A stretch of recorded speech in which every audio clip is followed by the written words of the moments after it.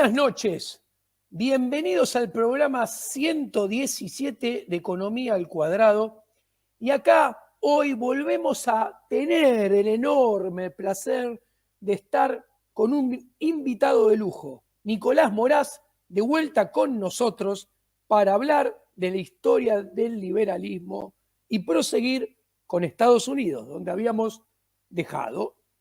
¿Qué tal, Nicolás? Buenas noches. Hola Diego, ¿cómo estás? Buenas noches, es un placer participar nuevamente de este programa. ¿Dónde más se puede hablar en televisión de estos temas? En ningún otro lado. En ningún otro lado.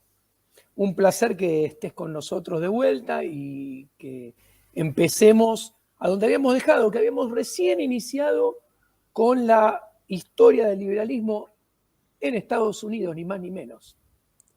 Tenemos un largo camino por delante. Exactamente, frondoso y muy interesante.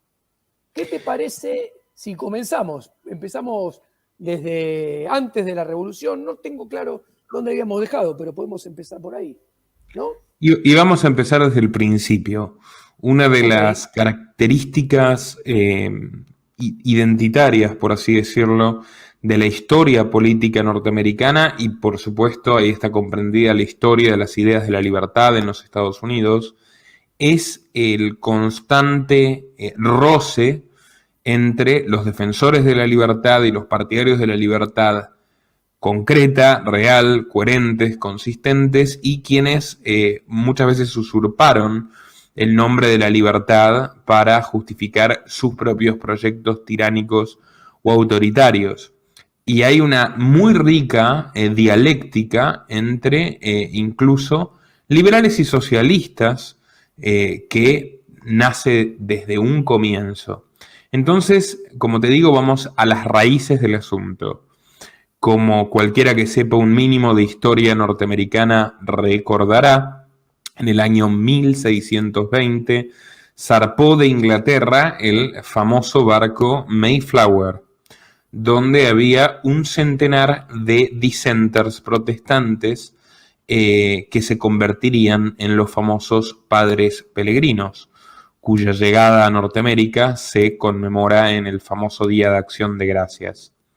Los dissenters eran generalmente sectas protestantes que no comulgaban ni con el anglicanismo, que era la iglesia oficial de Inglaterra, extremadamente similar en dogma y liturgia al catolicismo, pero donde básicamente, bueno, vos sabrás, por la necesidad de Enrique VIII de divorciarse y todo un proceso de autoafirmación política, se cambia la autoridad del Papa de Roma por el soberano inglés. Bueno, los peregrinos consideraban que tanto los católicos como los anglicanos eran herejes, tenían una interpretación bastante radicalizada de las escrituras, son en cierto modo bautistas, pero no voy a entrar en toda esta cuestión teológica, pero sí hay un rasgo muy interesante y seguramente ignorado por la mayoría de la audiencia, es que los padres peregrinos, los famosos fundadores de los Estados Unidos, eran comunistas. Sí. Eran absolutamente comunistas. No siguiendo la interpretación que ya hemos hablado en programas anteriores del cristianismo, la interpretación socialista que ha sido en muchos momentos históricos mayoritaria, pero en este caso llevándola hasta el extremo, no consideraban ningún tipo de propiedad personal. O sea, absolutamente todo pertenecía a la comunidad. Y de hecho, continuando con el rito de los gnósticos y antes del cristianismo de los esenios, todas estos grupúsculos comunistas religiosos consideraban que Dios proveerá. Por lo tanto, la previsión y el ahorro eran vistos como una forma de pecado y de falta de respeto y obediencia al Señor. Tal es así que se embarcaron a su aventura sin llevar redes para pescar. Entonces, no calcularon ni se tomaron la molestia de hacer un cálculo preciso de cuántas provisiones iban a necesitar y no llevaron redes para pescar. Pues, definitivamente, bueno, Dios los iba a ayudar sin Claro. mayor esfuerzo o esmero. La historia de los padres peregrinos de sus primeros años en Norteamérica, que es extremadamente adversa, que está atravesada por las penurias más difíciles y más con este enfoque de la vida, la narra quien fuera su propio gobernador, William Bradford, gobernador de una comunidad que inicialmente, como te digo, apenas superaba las 100 personas y que al cabo de unos meses habían muerto la mitad. Sí. Esa es la consecuencia inmediata del comunismo en circunstancias de escasez. El Exactamente. propio Bradford refiere que pudieron sobrevivir los primeros 2 años, comprendidos entre 1621 y 1623, porque tuvieron la oportunidad de robar Robar, sí. un depósito de maíz a los indios. Esto es fantástico. Exacto. Para todos los teóricos racistas, pues los indios tenían mucho mejor calidad de vida que los peregrinos, porque los indios tenían cultivo individual y los peregrinos no. No. Así que los peregrinos sobrevivieron a base de asaltar un pequeño depósito de maíz contado por el principal cronista de la comuna, que era a su vez su gobernador, y con la disciplina anglosajona racionaron los granos drásticamente y cultivaban como podían. De vez en cuando cazaban alguna gacela, algún pato, lo que fuere, pero vivían a duras penas y de hecho la mitad se extinguió. En 1623 se reunieron consternados y convencidos todos los miembros de la comunidad de que eso no podía seguir así, y deliberaron cómo podían maximizar el rendimiento del cultivo. Llegaron a la conclusión, tras arduas discusiones, de que debían abandonar el comunismo, que el cultivo tenía que realizarse de forma individual, que cada familia tenía que gozar del fruto del trabajo de su parcela. Esto está contado en el principio de Concebido en Libertad de Rothbard, entre paréntesis. Está al comienzo. Es un libro muy interesante de Rothbard, donde revisa la historia de, vamos a hablar de otros temas que aborda también, de Estados Unidos desde la llegada de los peregrinos hasta la revolución de las 13 colonias. Pero lo interesante es que Bradford se sorprende, se maravilla al cabo de unos pocos meses del resultado extraordinario que generó en las mismas circunstancias adversas este cambio de modelo de producción. Y él mismo afirma que las manos se tornaron mágicamente más industriosas, que las mujeres y los niños que alegaban debilidad comenzaron por su propia voluntad a trabajar codo a codo con los padres de familia, y que ellos nunca se habían planteado siquiera que esto iba a suceder, porque fíjate qué considerados que eran. Obligar a las mujeres o a los niños a trabajar les parecía una opresión y una tiranía terribles, pero desde que el cultivo se hizo individual y cada familia pudo disfrutar del fruto de su trabajo en vez de tener que repartirlo con los demás, hasta las mujeres y los niños se pusieron a trabajar. Entonces, ahí tenés como en la génesis de Estados Unidos existe una adopción si querés, al capitalismo de la forma más rústica que se puede imaginar, por obligación de las circunstancias. Pero en realidad la ideología fundante de los Estados Unidos es el puritanismo comunista para los amantes del país del norte. Luego, el siguiente... Perdóname, ese viraje que vos estás comentando muy acabadamente tuvo una implicancia a futuro muy importante, ese viraje del comunismo hacia la división del trabajo y la acumulación de capital que les permitió sobrevivir, los marcó a fuego desde el inicio. Fue muy importante. Completamente. Y bueno, para seguir con el próximo capítulo, que me parece que vale la pena reseñarse sin asfixiar demasiado a la gente, entran en acción los cuáqueros. O sea, otra vez se entrelaza la historia de Inglaterra y la historia de los Estados Unidos. Estamos hablando de una nueva sociedad religiosa, de hecho denominada hasta el día de hoy la Sociedad de los Amigos, que es definitivamente una revolución en términos teológicos en Inglaterra. El hijo de un importante almirante, que de hecho había sido reconocido por salvarle la vida de un posible naufragio al rey, es junto con William Fox, William Penn. Fox y Penn son los fundadores de la Sociedad de los Amigos. Fox de hecho es el primero, pero Penn es el que realiza, el hijo del almirante, realiza el mayor esfuerzo divulgativo. Los cuáqueros sí que son, a diferencia de los peregrinos y de muchas otras denominaciones cristianas, sí que son extremadamente compatibles con el liberalismo. Los cuáqueros de primera no creen que la gente tenga que creer lo que ellos creen para entrar al reino de los cielos. Por lo tanto, tiene una mirada bastante más compasiva y tolerante a la vez de quienes no creen. Por otra parte, no tienen ritos, ni dogmas, ni autoridades religiosas. No existe siquiera tal cosa como un obispo cuáquero. Es una religión bastante horizontal, donde la relación del hombre con Dios es realmente individual y no como en otras, ramas del protestantismo, donde el pastor juega un rol importante. No es el caso de los cuáqueros, y fundamentalmente tienen profundas ideas humanitarias que desde el principio los llevan a oponerse de manera tenaz tanto a la guerra como a la esclavitud. En ningún momento los cuáqueros tampoco tuvieron ningún recelo hacia la propiedad privada. Al contrario, ya vamos a ver esto, fueron pujantísimos empresarios de ambos lados del océano, muchos de ellos.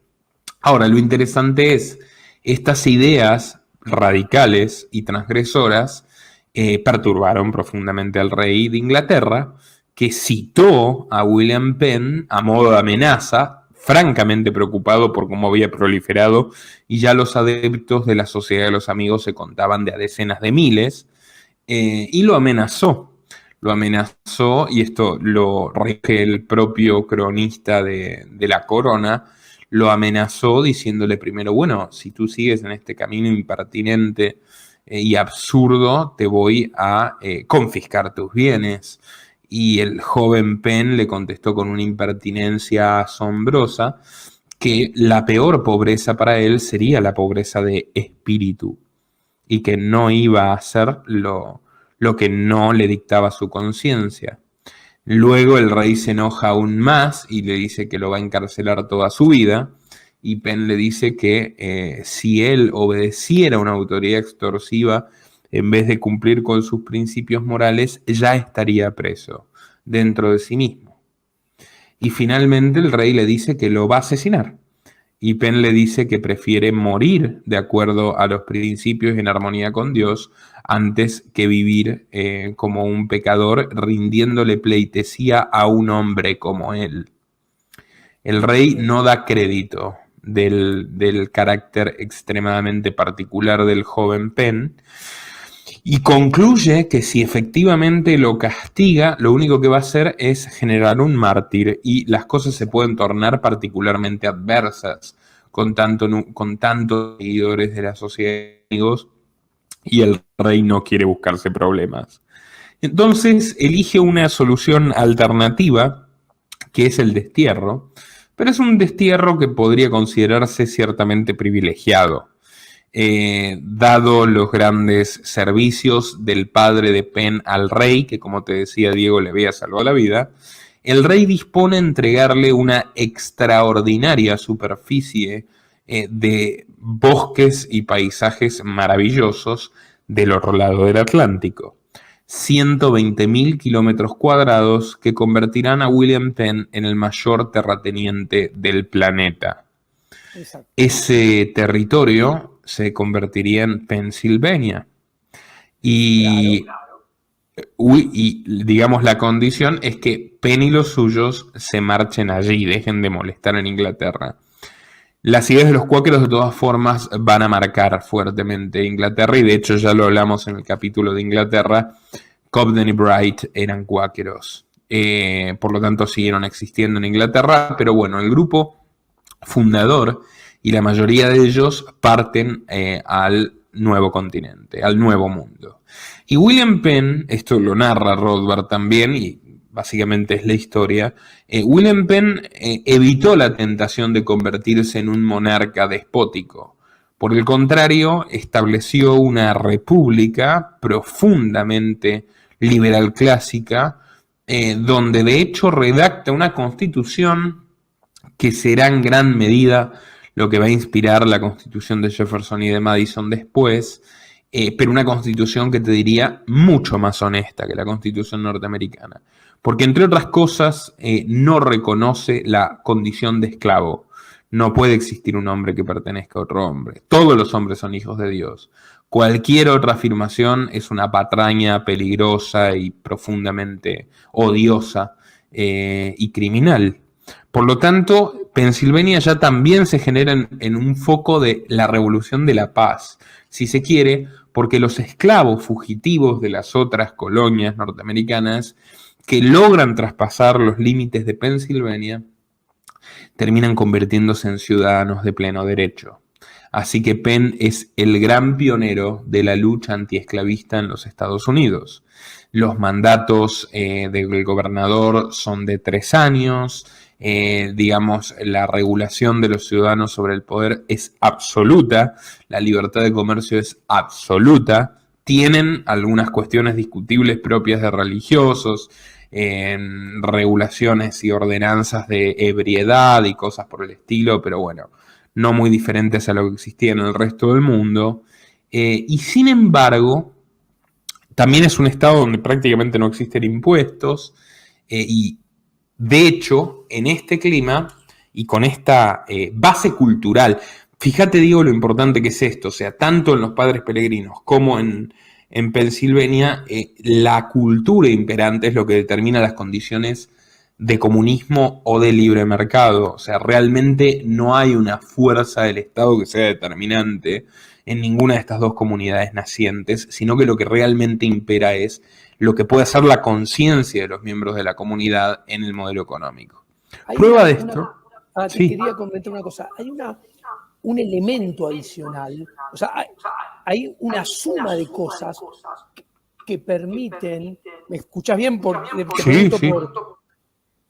Hay una suma de cosas que potencian esta libertad inicial en los orígenes de Estados Unidos, que primero eran los pioneros peregrinos, después los cuáqueros, como bien nombraste Penn, y además que se encontraron con un continente que no solo era vasto en tierra, porque Sudamérica también lo era, o América Central, sino que los habitantes de Norteamérica en la costa este, a diferencia a lo que acontecía con los aztecas en México, los incas en el Alto Perú, eran tribus organizadas en torno a la anarquía.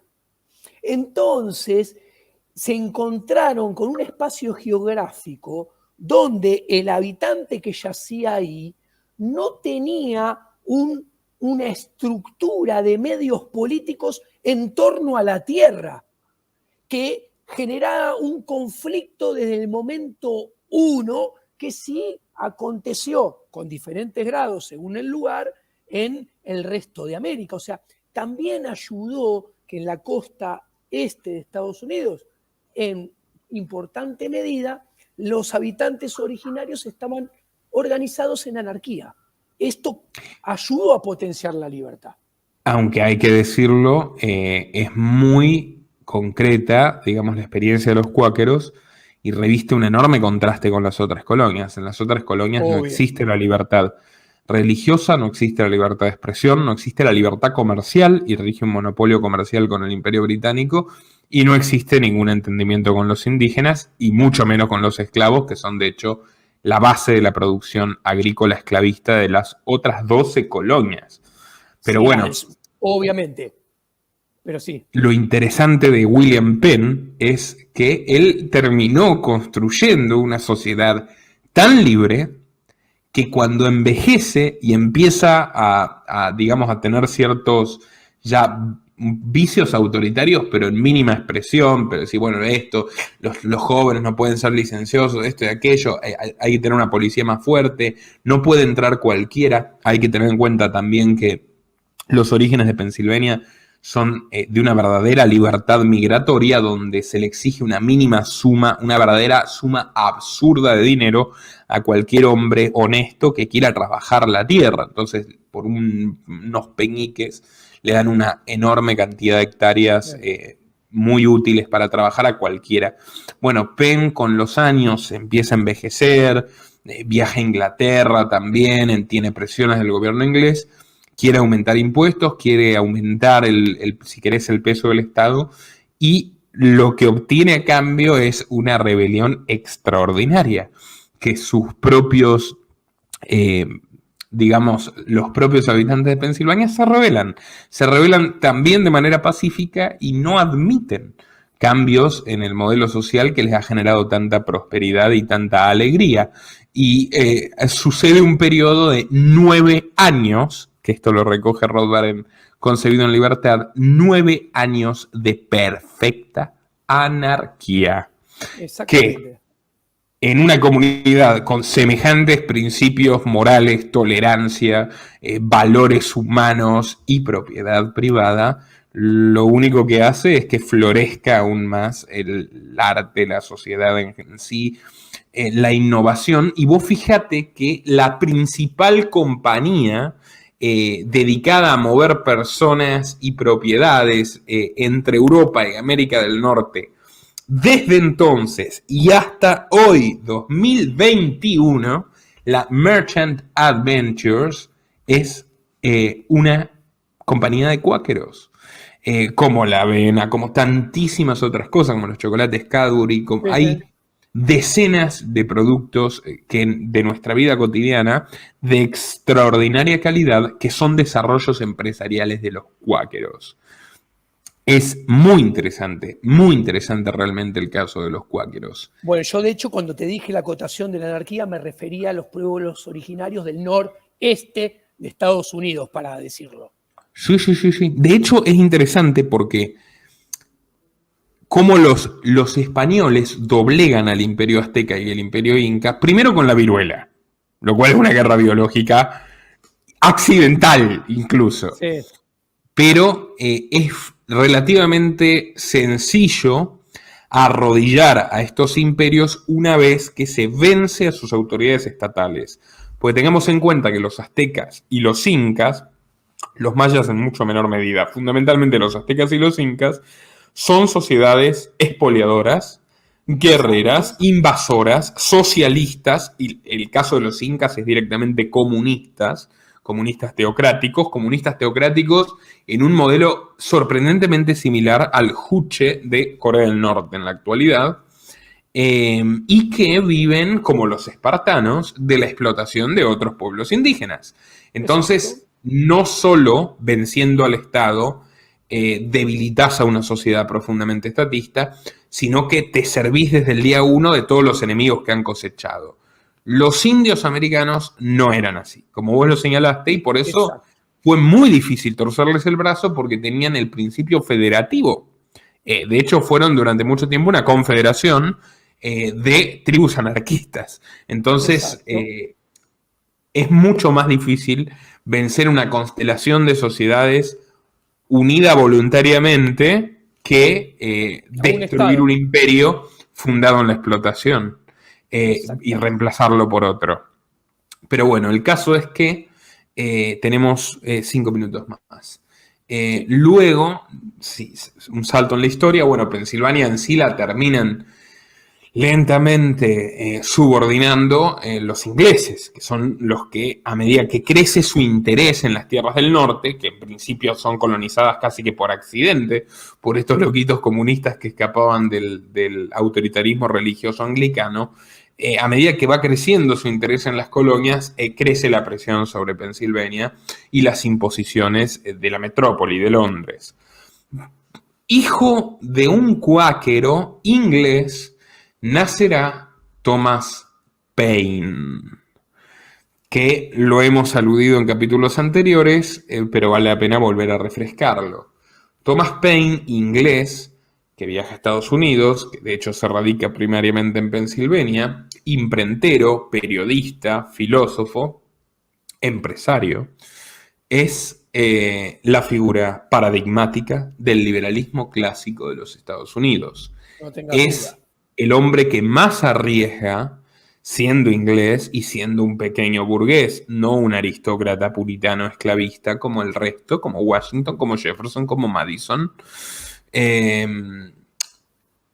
el que más arriesga emprendiéndose en la guerra de independencia.